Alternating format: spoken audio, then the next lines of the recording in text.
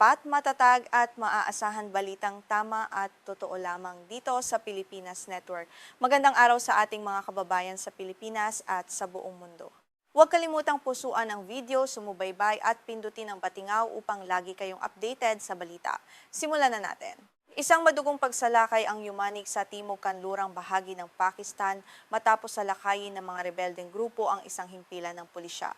Siyam na opisyal ng pamahalaan ang kumpirmadong napatay sa marahas na engkwentrong ito na naganap sa magdamag sa lalawigan ng Balochistan.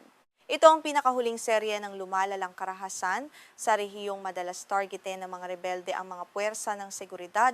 Ayon sa ulat ng lokal na pulisya, naganap ang pagsalakay nitong Lunes ng gabi sa isang liblib na lugar sa distrito ng Ziyarat.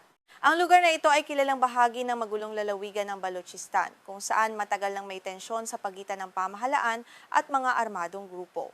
Mabilis na sumiklab ang palitan ng putok ng suguri ng mga armadong lalaki ang himpilan na nagdulot ng matinding pinsala at takot sa mga residente.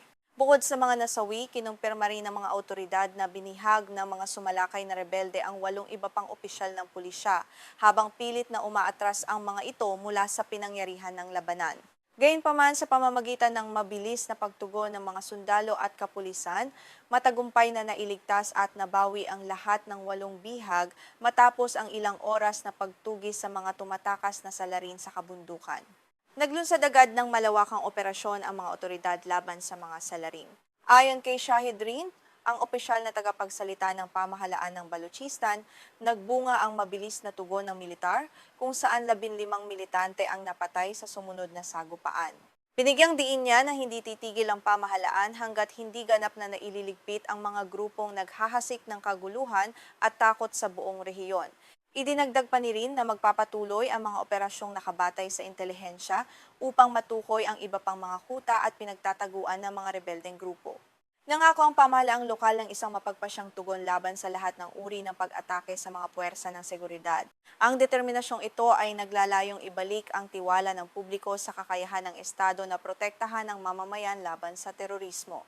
Bagamat walang partikular na grupo ang agad na umako sa responsibilidad sa pinakahuling pag-atake na ito, malaki ang hinala ng mga awtoridad na ang iligal na Baloch Liberation Army o BLA ang nasa likod nito. Ang BLA ay isang kilalang grupong separatista na matagal nang lumalaban para sa kalayaan ng Balochistan mula sa Pakistan at kilala sila sa paggamit ng marahas na taktika laban sa mga sundalo at infrastruktura.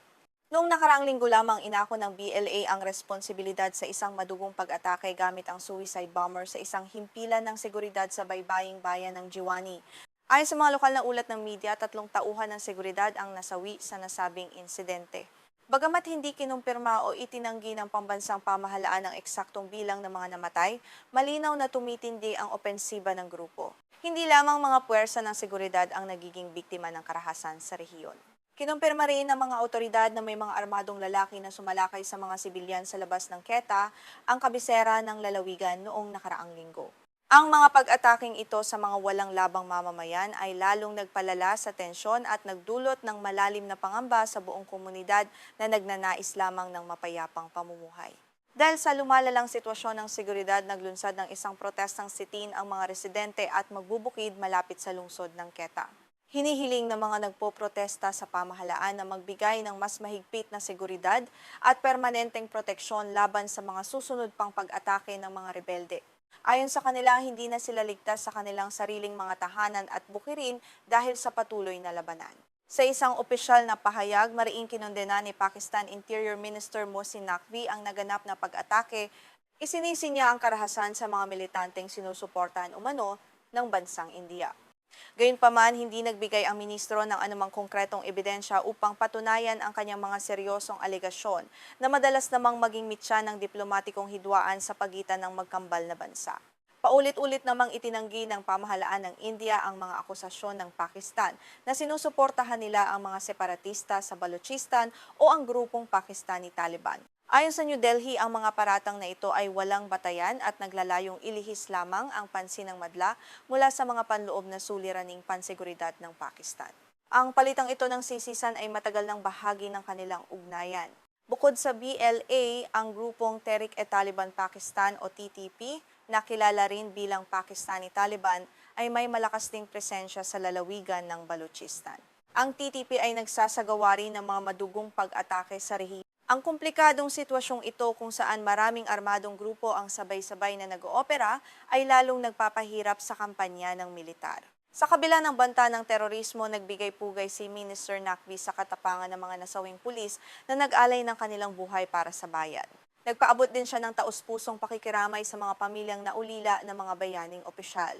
Siniguro ng pamahalaan na makatatanggap ng kaukulang tulong at suporta ang mga naiwang pamilya upang kahit papaano ay maibsan ang kanilang matinding pighati sa trahedya.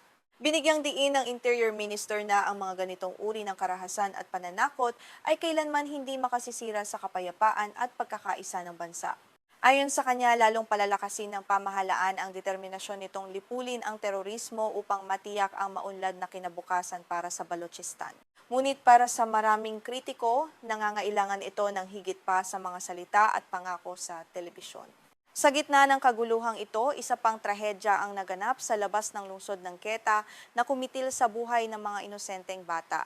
2 bata ang napatay habang isa pa ang malubhang nasugatan nang sumabog ang isang hindi sumabog na bomba sa tabi ng daan. Ang pangyayaring ito ay nagdulot ng labis na dalamhati sa komunidad at nagpapakita ng panganib na kinakaharap ng mga sibilyan araw-araw sa rehiyon. Ayon sa lokal na opisyal ng pulisya na si Muhammad Hassan, natagpuan ng mga bata ang pampasabog habang sila ay naglalaro.